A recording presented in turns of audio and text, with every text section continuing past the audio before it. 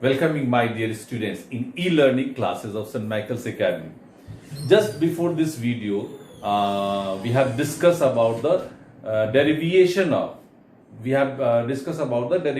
of the formula of sum of n terms of an AP.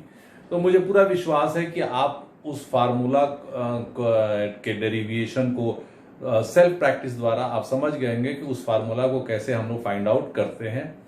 अब उस formula के implementation की बात आती है, तो मैं एक बार फिर याद दिला दूं कि एनसीईआरटी सीबीएसई गाइडलाइन के अनुसार इसमें word day to day life से रिलेटेड वर्ड्स प्रॉब्लम नहीं आएंगे एपी में, लेकिन वो वर्ड्स प्रॉब्लम आएंगे जो एपी से ही केवल कनेक्ट हो। तो अब सम ऑफ एन टर्म्स के बिगिनिंग लेवल में मैंने आपको उसमें 3 क्वेश्चन का होमवर्क दिया था। तो एनसीईआरटी के इस एक्सरसाइज से एक्सरसाइज 5.3 से मैंने 4 क्वेश्चन सेलेक्ट किए हैं।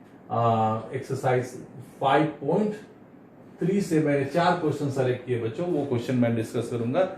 और उस क्वेश्चन में हम लोगों ने जो फार्मूला डिस्कस किया था वो फार्मूला क्या था, Sn is equal to n upon 2a plus n minus 1 into D. इस फार्मूला को हम लोग प्रैक्टिस में करने के लिए हमने 4 क्वेश्चंस लिए हैं। ये इजी लेवल के क्वेश्चंस है बच्चों, लेकिन ये आपको उस फार्मूला के अंडरस्टैंडिंग को आपके को और मजबूत करेंगे। तो चलिए क्वेश्चन नंबर 1 को हम लेते हैं। यह है क्वेश्चन नंबर 2 का क्वेश्चन नंबर 1 ऑफ एनसीईआरटी। इस क्वेश्चन की बात करें तो इसमें ए हो गया हमारा -37, बी का वैल्यू हो जाएगा हमारा -33 माइनस -37। उल्टा हम लोग माइनस करते हैं बच्चों, तो ये हो जाएगा हमारा -33 plus 37 that is equal to 4।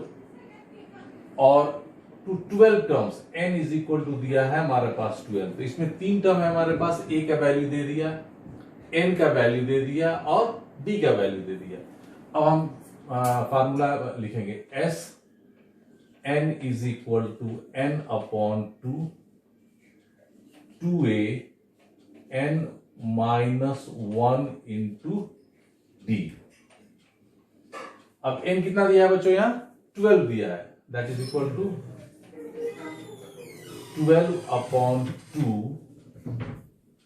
2 into a का वैल्यू हो गया -37 प्लस n का वैल्यू क्या है बच्चों, n का वैल्यू हमारा 12 है, 12 minus 1 that is equal to 11 into 4। 12 upon 2 कितना हो गया हमारा बच्चों, 2 6 या 12, 37 2 जा 74 माइनस 74 प्लस 11 4 जा 44। ये हो गया हमारा 6 into minus 4 minus 4 0 and 7 minus 4 3। तो sum of 12 term is equal to 3 6 जा 80 180 हुआ। चलिए अब क्वेश्चन नंबर 2 को हम लेते हैं।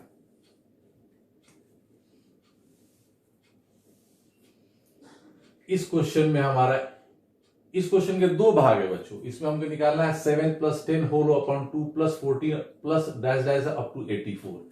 इस क्वेश्चन में ए हमारा कितना है, 7 है।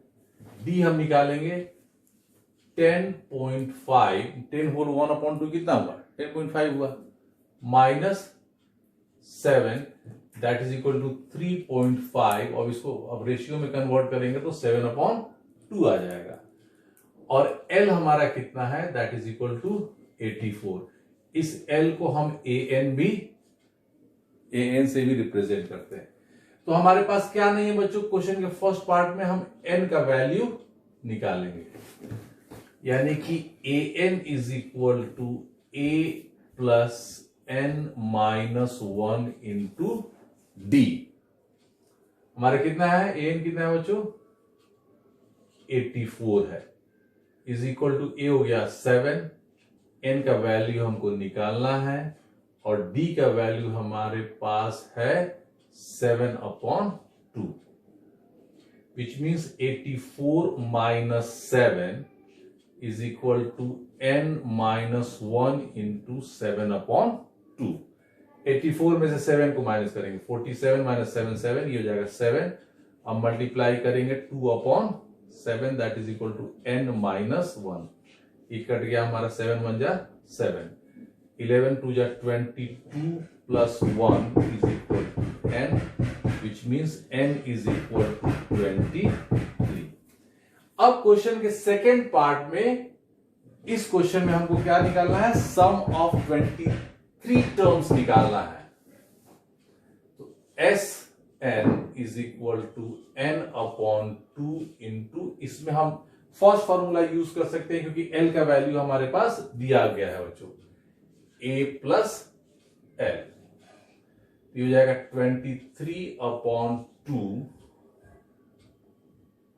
n का वैल्यू हमारा 23 आ गया, a हमारा हो गया हमारा बच्चों, a कितना हो गया यहां, a हो गया हमारा 7 और l हो गया हमारा 84।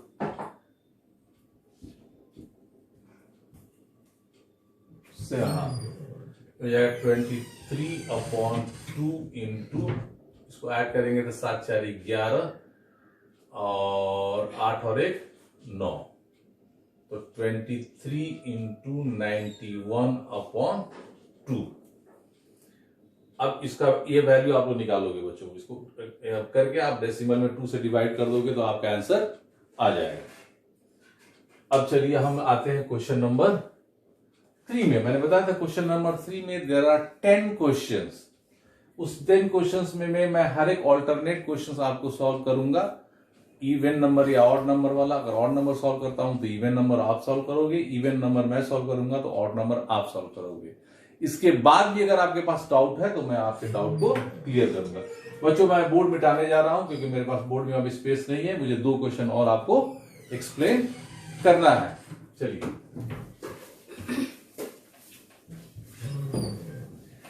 अब नेक्स्ट क्वेश्चन जो है हमारे पास, उसमें हमारे पास 2 टर्म दिए गए बच्चों। क्वेश्चन नंबर 3 में ध्यान से देखोगे तो आप,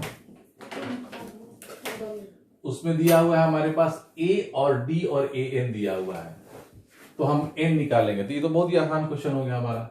हम यहां सीधे लिखेंगे 3 का question number 1, an is equal to a plus n minus 1 into D. N का वैल्यू कितना दिया है बच्चों, यहां से देखोगे तो क्या दिया है, 50 दिया हुआ है, इज इक्वल टू ए का वैल्यू इसमें हमारा है 5, एन का वैल्यू हमको निकालना है और डी का वैल्यू दिया हुआ है हमारा 3। तो इसके पहले वाले क्वेश्चन में, क्वेश्चन नंबर 2 का जो फर्स्ट पार्ट था जिसमें हमने एन निकाला था, ठीक उसी पर बेस्ड है ये। तो 50 minus 5 is equal to n minus 1 upon into 3, यानी कि 45, 3 इधर आएगा तो क्या करेगा, डिवाइड करेगा, is equal to n minus 1। तो 45 अपॉन 3 क्या हुआ, 15 3 जा 45 plus 1 is equal to n, so n is equal to 16। उसके बाद हमको Sn का वैल्यू निकालना है बच्चों।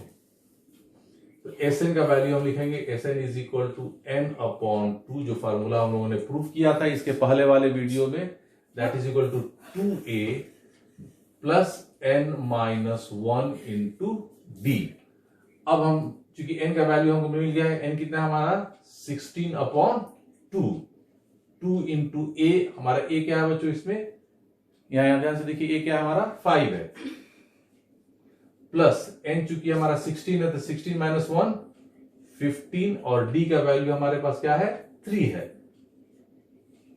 तो इसको सिंप्लीफाई करेंगे तो 2 8 जा 16, 2 5 जा 10 प्लस 15 3 जा 45।